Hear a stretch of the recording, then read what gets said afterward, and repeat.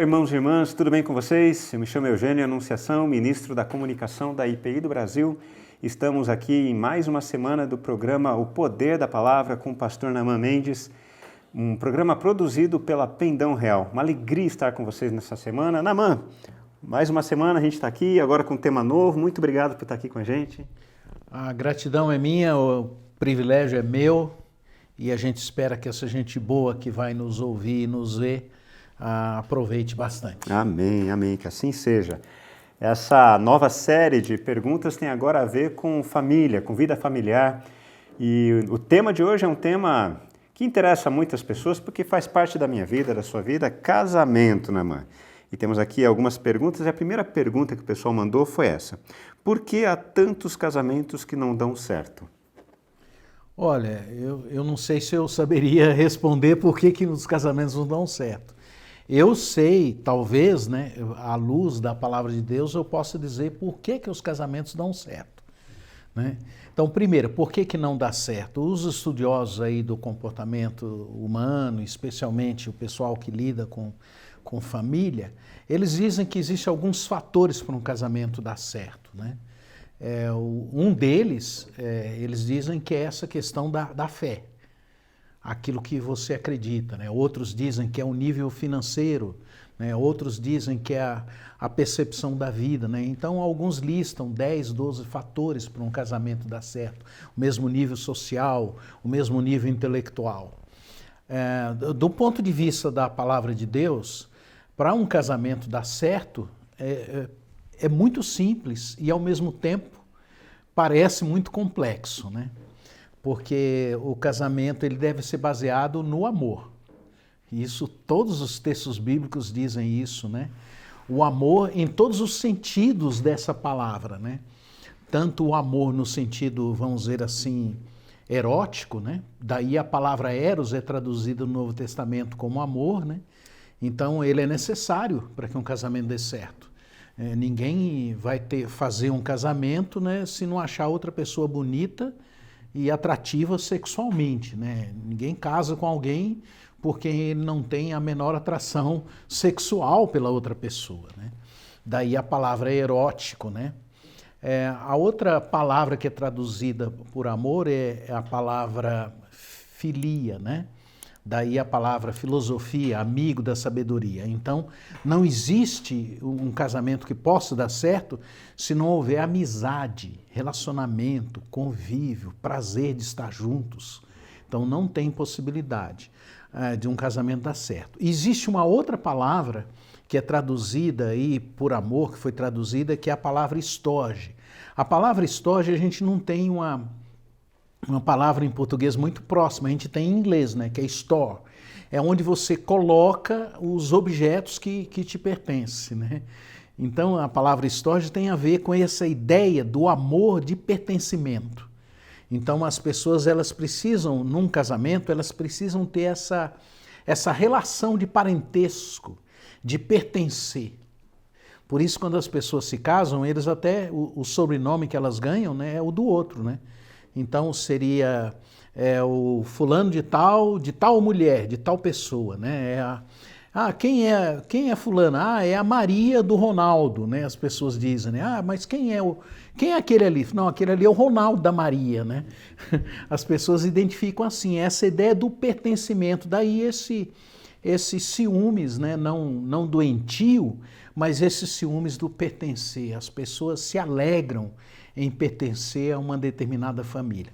Então essas três formas de amor, elas são básicas para que se tenha um casamento. Porém, só essas três não são suficientes. É preciso ter uma outra palavra que na época de Jesus ela estava sepultada, né? Vamos dizer, ela estava morta, que é a palavra ágape, né? E essa palavra foi traduzida como amor, no sentido de que ele é um amor sobrenatural, ele é um amor divino, ele é um amor que vem dos céus para a terra, né? Ele é um amor que vem do Senhor para nós. Ele é um amor incondicional, que é o que descreve lá o texto de 1 Coríntios. Então, esse amor, é ele que sustenta o casamento do ponto de vista do cristianismo. Porque se você tiver esse amor, você tem capacidades ou poderes que aqueles que não conhecem a Deus não têm. Então, essa capacidade divina que a gente tem de perdoar, porque nós somos perdoados, de reconciliar, porque nós somos reconciliados por Deus. Então, para um casamento dar certo, é necessário que as pessoas tenham esse amor divino. E só tem esse amor quem crê em Jesus Cristo, o nosso Senhor e Salvador. Quando você crê em Jesus, você ganha esse poder de amar, de perdoar, de reconciliar, de ser resiliente, de recomeçar, de retomar a vida. Então o casamento dá certo quando você tem essas 4 formas de amor e quando você tem esse amor ágape. Então, podemos dizer assim que o amor ágape, ele é a base, o alicerce, é o sustentáculo, é aquele que vai dar o suporte necessário quando, por exemplo, acabar esse sentimento de pertencimento, acabar muitas vezes o desejo, é o amor que vai segurar e vai ajudar a gente a superar essas crises. É essa persistência no amor, né? Pelo fato de Deus nos ter persistido em nos amar, que nos torna capazes de recuperar, vamos dizer, restaurar essas outras formas de amor. Interessante, espetacular. Aproveitando, o que a Bíblia nos ensina para termos um casamento abençoado de maneira prática com tudo isso que você comentou? Olha, os textos novamente, né? O texto de Efésios, né? Diz para a gente amar a nossa esposa como Cristo amou a igreja, então esse amor sacrificial, né? O texto diz para as mulheres serem submissas ao marido, né? Não nesse sentido que a sociedade e a própria igreja às vezes tem ensinado às pessoas, né? Essa subserviência da mulher, e isso não procede de Deus, né? A ideia da submissão é a caminhada no mesmo propósito, né? A caminhada na mesma direção, né? É a caminhada no sentido de nós vamos juntos construir essa família de amor, né? Essa família de testemunho, essa família que vai viver para a glória de Deus. Então, do meu ponto de vista, as coisas são muito simples. Elas não são tão complicadas. Nós, os seres humanos, é que complicamos tudo, né? Por causa da nossa pecaminosidade, por causa das pressões sociais, por causa das nossas doenças, as nossas taras, os nossos maus hábitos, os nossos vícios, os nossos problemas, a gente vai fazendo o casamento e os relacionamentos, não só o casamento, mas tudo na vida ficando muito mais complexo. E é uma luta constante, né? Que se não for o amor de Deus para nos sustentar nisso tudo... Exatamente. Eu digo assim que é sempre um exercício diário, né? Esse exercício de você buscar a Deus e ser capaz de amar o próximo é uma coisa todo dia, sabe? Nós somos seres humanos dessa natureza pecaminosa, cheio de problemas, cheio de complexidades na nossa alma, e a gente depende profundamente de Deus para viver essa realidade. Legal. Outra pergunta que a gente recebeu aqui, a pergunta diz assim: qual a diferença entre um casamento que é baseado na aliança e um casamento que é baseado em contrato civil? Olha, eu prefiro explicar o que significa aliança do ponto de vista da Bíblia. E é muito simples. Na Bíblia tem vários momentos em que Deus fez aliança com o ser humano, né? E se não me engano, são 6 alianças. E 5 delas, né? O ser humano quebrou essa aliança pela impossibilidade da pessoa manter a aliança, né? Por causa disso, porque nós somos pecadores. Então nós não somos capazes de manter os nossos compromissos com o outro ser humano. Nós não mantemos isso nem com Deus, né? Então por essa razão é que houve uma última aliança. E essa última aliança, ela foi através da morte de Jesus Cristo na cruz. É o sangue da aliança, foi derramado na cruz. Porque a partir daí, não há nenhuma possibilidade, ainda que a gente quebre essa aliança, da gente não poder ir mais a Deus.